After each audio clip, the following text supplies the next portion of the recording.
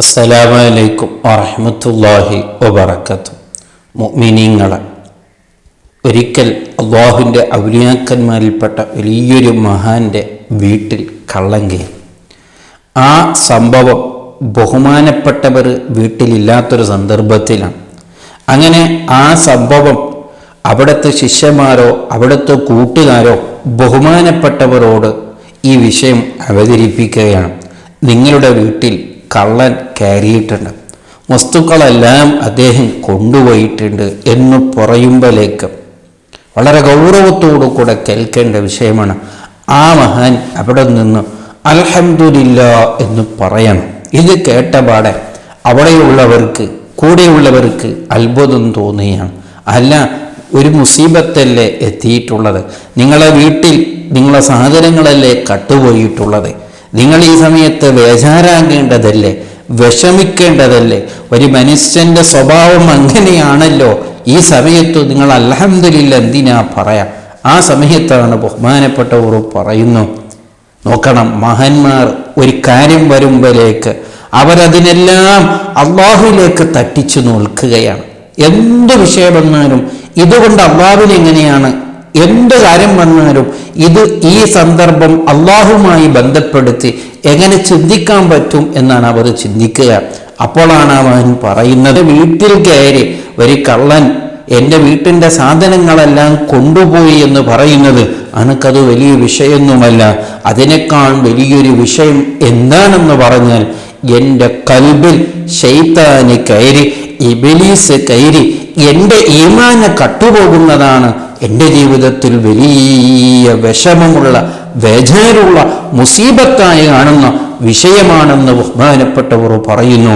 അപ്പോൾ എൻ്റെ വീട്ടിൽ ഇങ്ങനൊരു മുസീബത്ത് വന്നാലും അതേ സമയത്ത് എൻ്റെ കൽബിലേക്ക് ശൈത്താന് കയറി എൻ്റെ ഈമാന് കട്ടുപോകുന്നൊരവസ്ഥ എനിക്ക് വന്നിട്ടില്ലല്ലോ എന്നൊരു സന്തോഷമാണ് ഞാൻ പ്രകടിപ്പിച്ചത്, അല്ലാഹുവിലേക്ക് അൽഹംദു പറഞ്ഞത് എന്ന് ബഹുമാനപ്പെട്ടവർ അവിടെ ഒന്ന് പറയാണ്.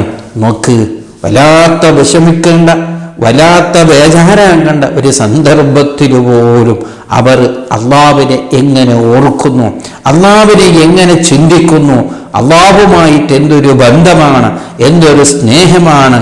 ഇതാണ് മഹാന്മാർ, ഇതാണ് അവരെ കൽബിലുള്ള യഖീന്, ഇതാണ് അവരെ കൽബിലുള്ള ഈമാന്.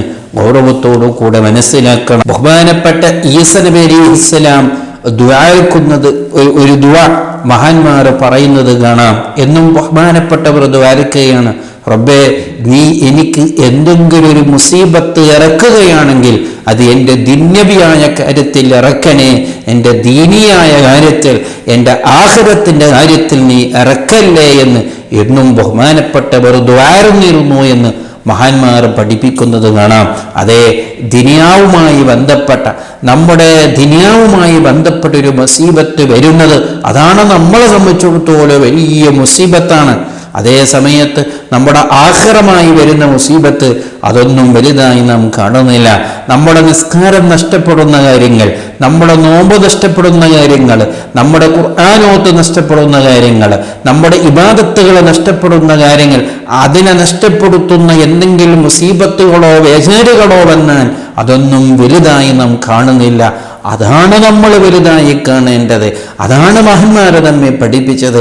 അതാണ് ഈസ നബി അലൈഹിസ്സലാം ദുആയിലൂടെ നമ്മെ പഠിപ്പിച്ചത്.